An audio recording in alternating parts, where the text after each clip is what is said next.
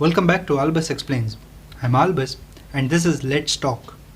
And today I am going to read a small essay written by a friend of mine, Shiroi. Sardar Patel. Today, even after 7 decades of absence of the Iron Man of India, his presence is still felt in the hearts of true Indians. The wonderful country, when left by the British, was in such a state that if someone looked at the map of India, it would look as if someone had shot India with a machine gun. 562 different states were all expecting dominion status from India when the British left, and the Herculean task of unifying them was given to the only man who could have possibly done it. It was given to an impeccable lawyer, an excellent orator, iron-willed statesman, and the most devoted son of India, Shri Sardar Vallabhai Patel. He was called the man of action and the man of decision. Just by reading about him, we feel proud for him.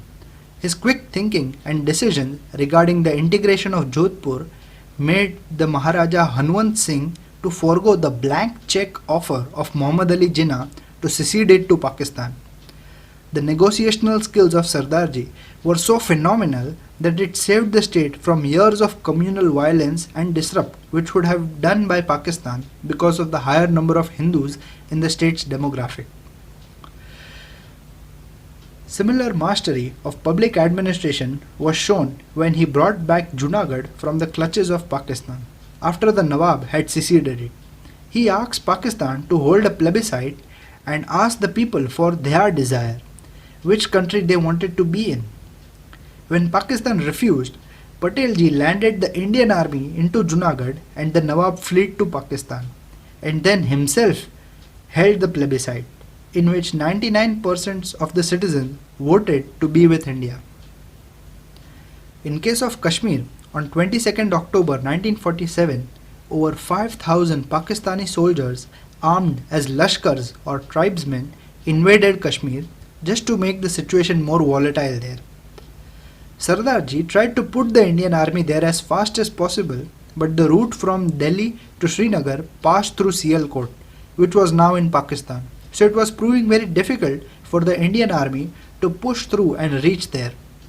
Also, the Maharaja Hari Singh was still undecided on whether to join India or Pakistan. The invaders reached Srinagar and then reached the Maharaja's very house, when he finally communicated with Sardarji and acceded Kashmir to India. Sardarji had by then started working on building a new road and supplied materials and workforce to work day and night and finally made a road through Pathankot. Then our heroic Indian army pushed the Lashkari rebels all the way back to where we draw the boundary of India today. All this could happen only because of quick thinking and decision making of the Iron Man and his associate V.P. Menon. Hyderabad was the most difficult case for Sardarji because the Nizam wanted to secede to Pakistan, but Hyderabad is in the middle of India. And it was also building a personal army and importing weapons from Europe. When Sardar Patel offered him to join to India, he threatened back with the life of the majority of people who were Hyderabadi Hindus. Things took a turn for worse when Razarkars, that is the armed fanatics, started attacking Hindus in Hyderabad by coming into their homes. In such a communally sensitive situation, Sardar Patel retaliated with his famous Operation Polo. On 17 September 1948, Indian Army marched through Hyderabad and saved the people there from the fanatics and saved Indian land from becoming Pakistani. There are numerous such incidents from the life of Sardar Patel that have required deep thinking as well as quick decisions. When this tall leader is studied, it feels like any other person would have failed if put in his shoes at any time of his life.